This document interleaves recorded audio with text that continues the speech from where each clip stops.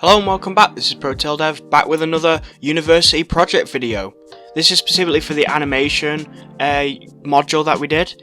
So far we covered our main project, which was Starry Night, our overall game that we did by ourselves, individuals, and we did a dissertation along with that to kind of explain our game. So that was our main project module, and then we did an advanced games module, which was a group project as well as a VR game.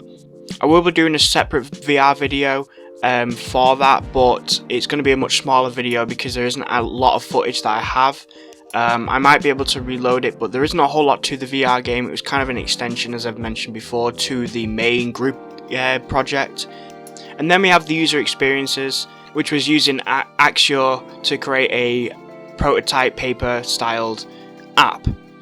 This time there actually wasn't really any report aspects or documentation really. There was a small report we had to make, which was more of a development log of our different steps that we took throughout the animation process of these different assignments. What you end up with is, instead of 2 assignments and then like an exam or 2 exams, this one actually had 3 assignments. First assignment was to rig a character and create a walk-in animation.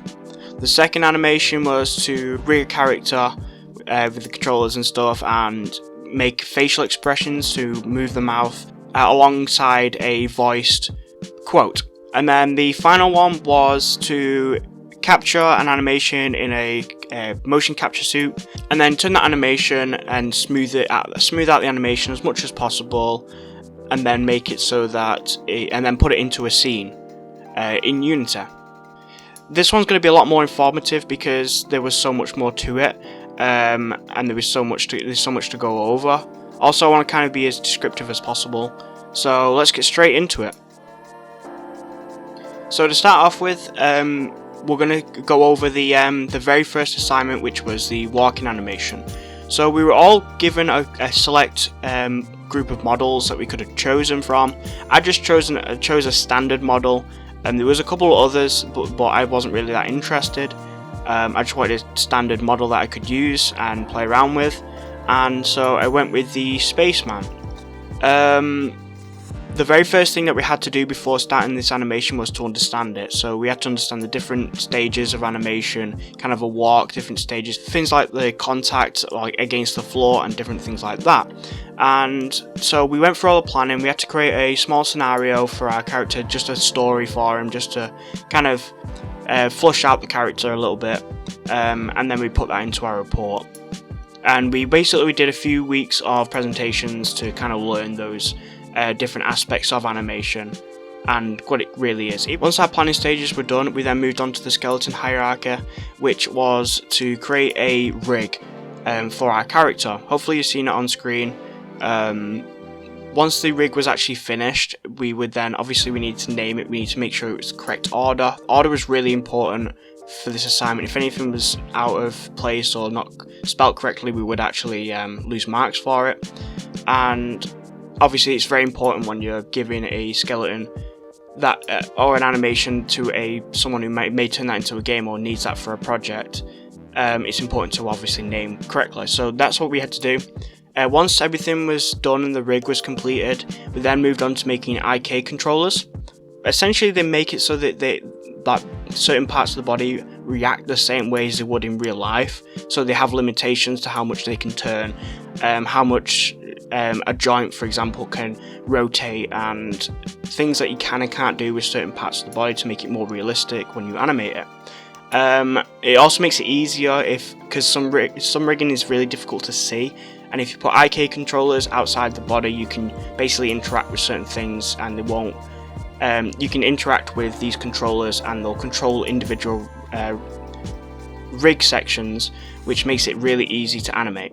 Then you had the skin weighting, which was pretty straightforward. I've actually covered it in a few other videos, but basically you add a skin weight to it, which allows you to control the skin of the model. It just sounds as it would. So it connects from the rig, and each rig point controls a specific part of the skin depending on intensity. Very simple. And then the very last thing was the animation, so you just had to animate the walk. So before we started, we actually, for the character, we were given an action and a sort of behaviour. And the thing I got was proud and march. So the character had to be proud, but they had to be marching as if they were a soldier. So I did my best to make it a proud walk. So the rig was done, and it's as simple as I've shown in the past. It's just a basic rig for a human. Tried to keep things organised, and then the IK controllers was really the big thing that took the longest amount of time on this assignment, because you had to assign the individual rig sections to individual controllers, and you could create the controllers just with any shape. Basically, it took the most time to try and figure out and work, but eventually it looked pretty good. You can see from the image, this is what it looks like. Unfortunately, I've got no proper footage of this. I don't have access to the project, as I've said, but hopefully this is enough to give you an idea of what the controllers look like. Basically, every different part of the body you could control individually and rotate, and obviously it was really realistic depending on what controller you interacted with. The paint weights worked very, very efficiently. They worked very well. Definitely some improvements. I think the skin weighting, I spent too much time on it. I was being too careful, and I wanted everything to be done correctly, but I think I've spent too long on it. However, it was okay in the end. Finally, the animation. So then we had to do the animation, which there was many difficulties with it to make it as realistic as possible. There were times when I made it realistic and ended up going back on myself and it just didn't look right again. Then I went back over it. There was a lot of fine tuning. In the end, I wasn't 100% happy with it, but I think it was okay. The biggest thing about that animation is definitely, as you can see from the video, is the stomach should be moving a lot more. Like, it should rotate slightly and come back and forward a little bit more. There also is a bit too much bounce and too much stretching a little bit. So there was definitely improvements I could have done. However, for my first rigged animation and walk, I think this was pretty good and I was pretty happy with it. So the other thing I did before we move on to the next assignment is I did a flag.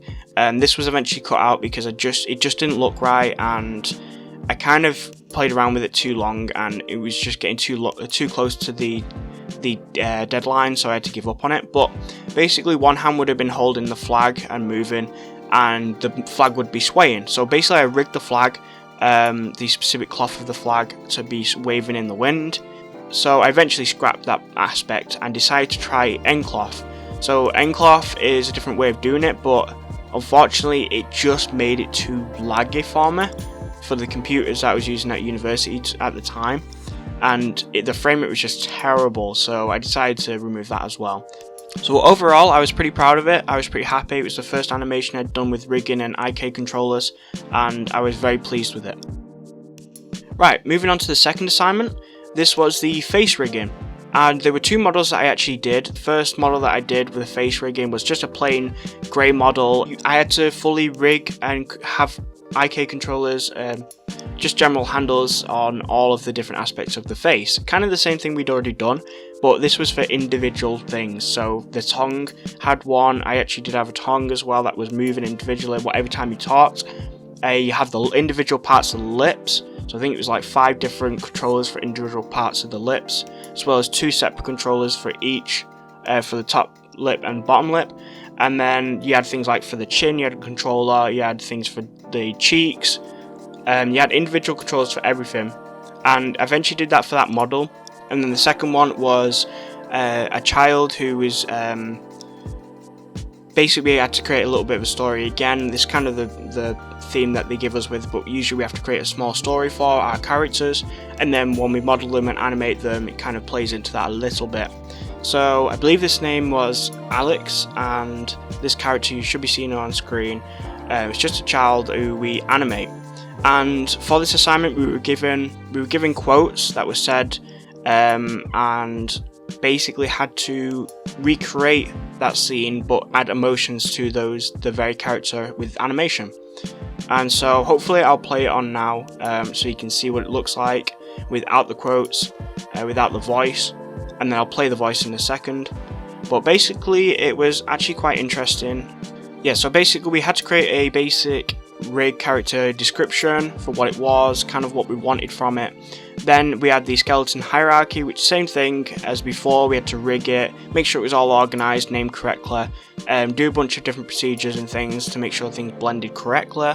We had to make sure that individual aspects were controlled, from, like I said, the lips, the nose, the mouth, the eyes. The eyes were a separate object, so they had to be controlled with their own controllers. Then what you did was you skin weighted, so you added some weights to the skin and be able to control that. That took a very long time to do. So after the skin weights were done, then it was the animation, so the expressions. Like I said, 3 different clips that were voiced that we had to kind of mimic. And I think I did pretty well. I'm pretty happy with it. The expressions are maybe too extreme, maybe a little bit too much for some of them, but for the most part I like it, and you can kind of get the behaviour and the expression they're trying to do, the feelings that they're trying to express through what they're saying, and I was pretty happy with it. So I'm going to play it now with the voice. When life gets you down, want to know what you got to do? Just keep swimming. I'm hopeless and awkward and desperate for love. So it seems like this internet thing is here to stay. So the final assignment that we did for the animation was the mocap assignment, which was to get data from the mocap suits which we recorded and then turn the BVH data into our animation, so smooth it out, get rid of unnecessary points that would break the animation, and smooth it out so that it's much more better. This was probably the least developed assignment. We only had a few weeks on this, and this was going into the exam period. It was about to go into it, so we had the least amount of time to dedicate to this. This was definitely the assignment that got the least amount of attention. However, I still think I learned quite a great deal of it, and I think that's what the tutors, the lecturers wanted from us, is just to try and understand it, to understand that area if we ever intend to go further on with it. So I'm just playing the animations now, as you see in the background. They're not great, like I said, but we did understand what we were meant to do, and that was kind of what the whole point of this assignment was at the very end. And overall, we were pretty happy with all the different animations that we did in that year.